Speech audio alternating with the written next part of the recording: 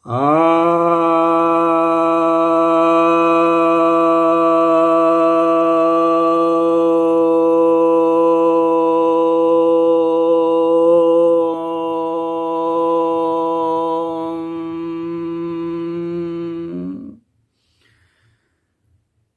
भक्तजनों को सप्रेम नमन।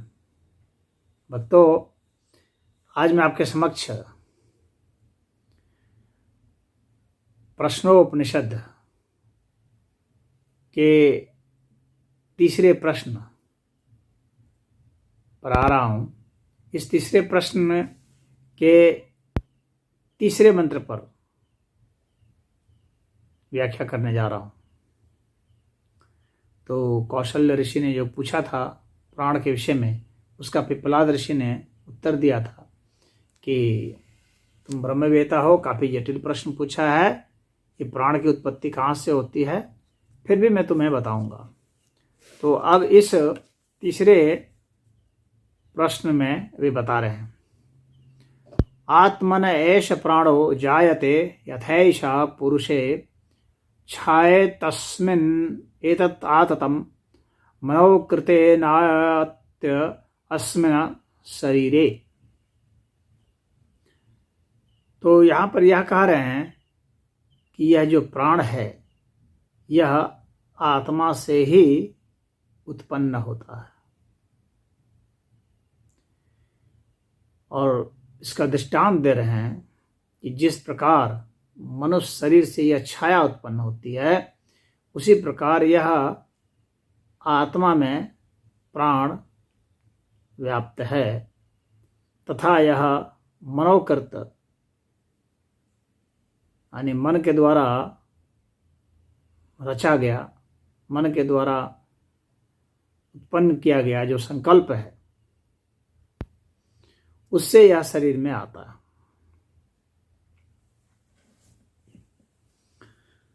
तो अब यहाँ पहले समझें कि ऋषि क्या कहना चाह रहे हैं। यह कह रहे हैं कि यह प्राण आत्मा से उत्पन्न होता है। तो आत्मा से सब चीज उत्पन्न है, कोई ऐसी चीज नहीं है जो कि आत्मा से उत्पन्न नहीं। तो सभी जितनी भी चीजें हैं उनका स्रोत अगर आप देखेंगे तो आत्मा ही है। और आत्मा से क्या हुआ, प्राण और रई ये दो उत्पन्न हुए।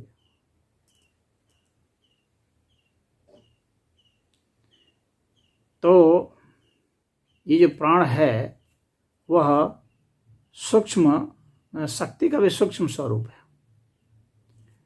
तो रई और प्राण ये दोनों ही आत्मा से उत्पन्न हुए हैं,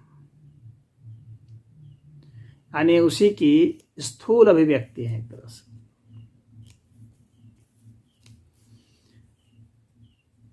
आत्मा तो शुद्ध आत्मा है, वह निराकार तत्व है जिस आत्मा की बात यहाँ की गई है।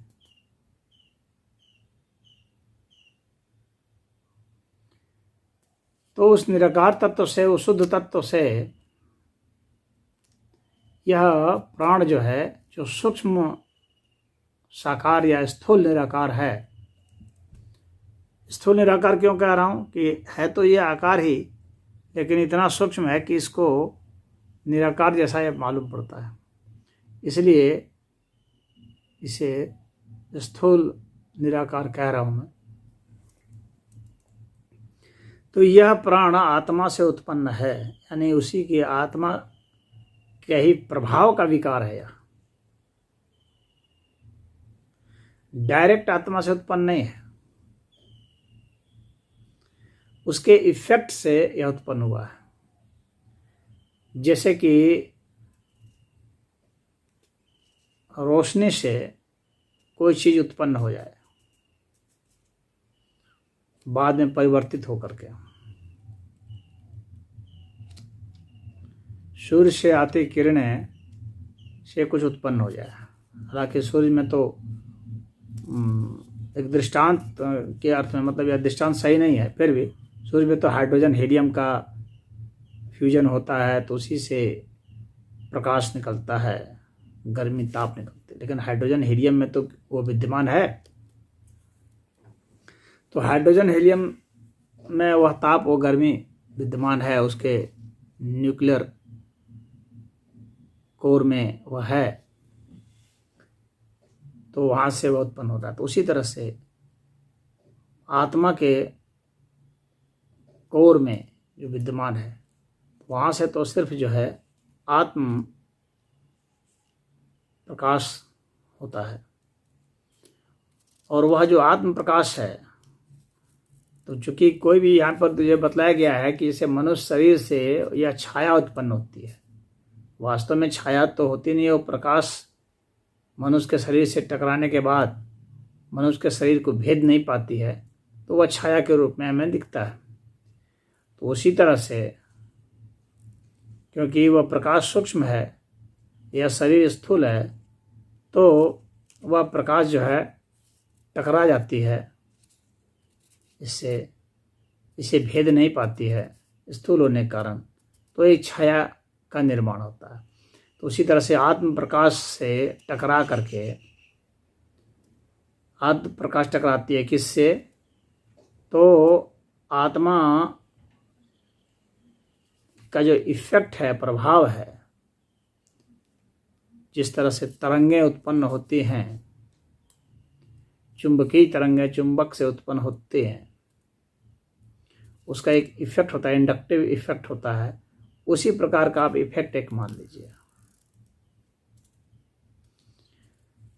तो उस निराकार तत्व का जो प्रभाव है, उससे यह आत्म प्रकाश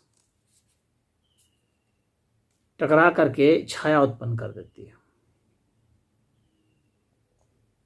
यही यहाँ ऋषि कहना चाह रहे हैं। तो वह छाया जो है प्राण है, यानी प्राण डायरेक्ट जो है उसे उत्पन्न नहीं है।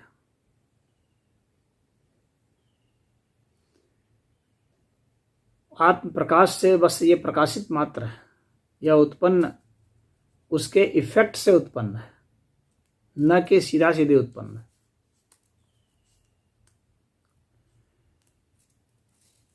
तो इस प्रकार से कहा जाता है कि आत्मा में वह व्याप्त है, यानी आत्मा में प्राण की उपस्थिति है, यानी प्राण वहाँ पर बीज रूप में उपस्थित है, यानी इफेक्ट रूप में जो हमें दिख रहा था, तो वह कॉज रूप में वहाँ पर था। तो वह कैसा था? वो आत्मा ही था। तो आत्मा जो है सब चीज़ का कॉज है, सब चीज़ का वो कॉज है, उसी से सब चीज़ उत्पन्न है, तो उसके का इफेक्ट सब कुछ है। तो यह जो प्राण है वह उस आत्मा का ही इंडक्टिव इफेक्ट है, एक तरह से आप समझ लीजिए साइंस की भाषा में। डायरेक्ट उत्पन्न नहीं है कि सीधा सीधे उससे निकल रहा है, ऐसा नहीं, उसके प्रभाव से उत्पन्न है। और जब यह उसके प्रभाव से उत्पन्न हो रहा है, तो जो इफेक्ट जहां पर आया है, तो यह जो है, ये प्राण जो है, यह प्रकृत और आत्म तत्व, प्रकृत तत्व और आत्म तत्व के मध्य का तत्व है। शुद्ध आत्म तत्व से और शुद्ध प्रकृत तत्व के मध्य का यह तत्व है। और मध्य के तत्व में जैसे रई भी मध्य का तत्व है, लेकिन रई से भी ज्यादा सूक्ष्म है यह।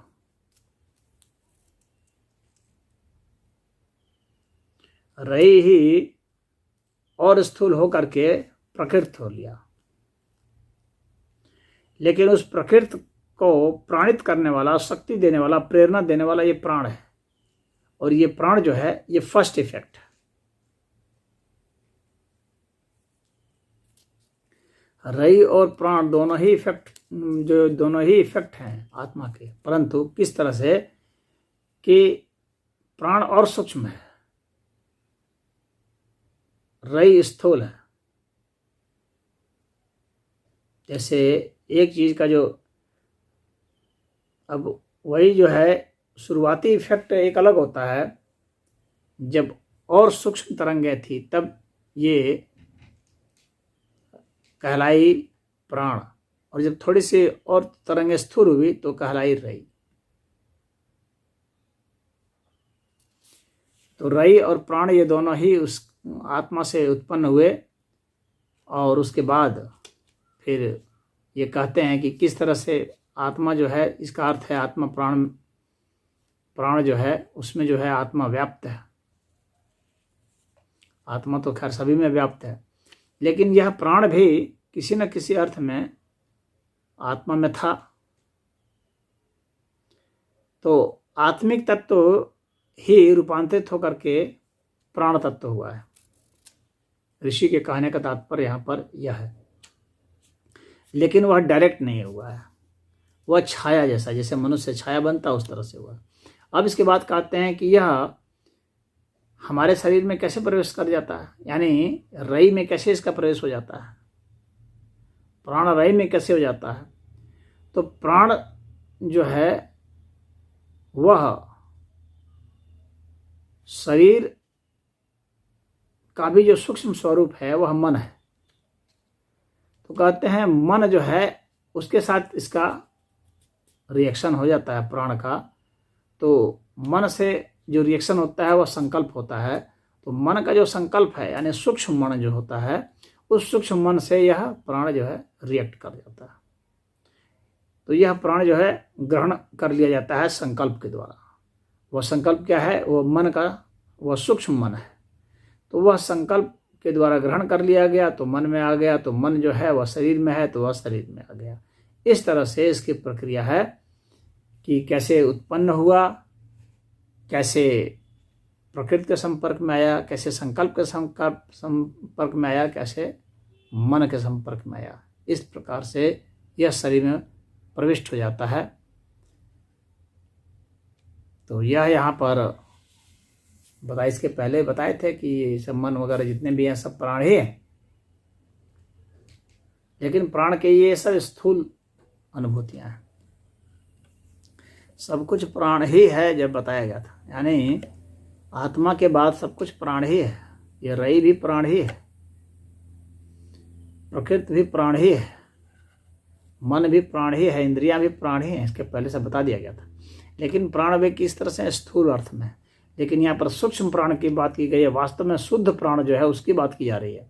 तो यह जो शुद्ध प्राण है यह मन में प्रविष्ट हो गया। मन कौन, जो अभी शुद्ध प्राण नहीं है, स्थूल है, वो अति सूक्ष्म नहीं है, स्थूल है, तो उसमें उसका प्रवेश हो गया।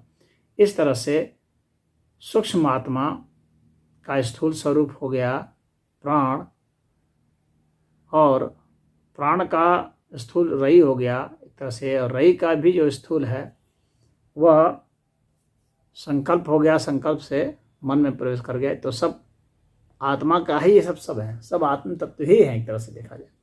और आत्मा को छोड़ दिया जाए तो सब प्राण तत्व ही है।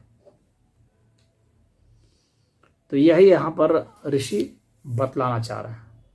मुझे उम्मीद है कि आप समझ गए होंगे जो ऋषि का मंतव्य है वह। ओम।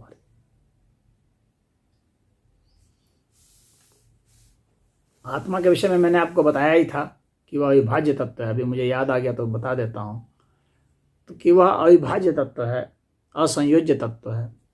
लेकिन प्राण जो है वह ये मध्य का है, जिसका विभाजन काफ़ी कठिन है। अविभाज्य तो नहीं है लेकिन फिर भी अविभाज्य जैसा ही है। तो अब यहाँ से यह स्थूल होता चला जाता है। तो इसमें इतना ही। पुनः